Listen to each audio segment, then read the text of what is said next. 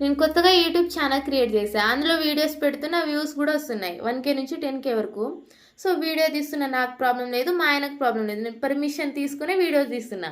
So ఇక్కడ problem ఏంటంటే village వాళ్ళ దగ్గర అండ్ ఫ్యామిలీ మెంబర్స్ దగ్గర, ఫ్రెండ్స్ దగ్గర నువ్వు యూట్యూబ్ ఛానల్ క్రియేట్ చేసావా, ఇప్పుడు నీకు ఫాలోవర్స్ వచ్చేస్తారు, డబ్బులు కూడా వచ్చేస్తాయి, ఇంకా నువ్వు లక్షలు లక్షలు సంపాదించేస్తావు కదా.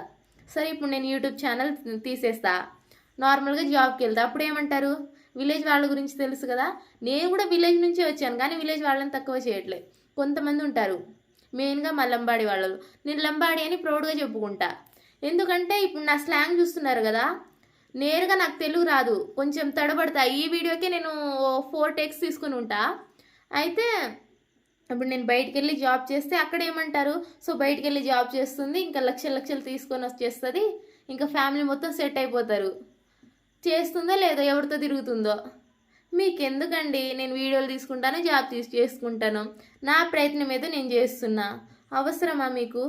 ఇప్పుడు నాకు ఒక సిచ్యువేషన్లో ఏమనిపిస్తుందో తెలుసా, రాబందుల రాజ్యంలో ఎలా ఎలా ఈడ బతకగలవమ్మా. నా వాయిస్ బాగుంది కదా, ఈసారి నుంచి సింగింగ్ కూడా ట్రై చేస్తా. బాయ్.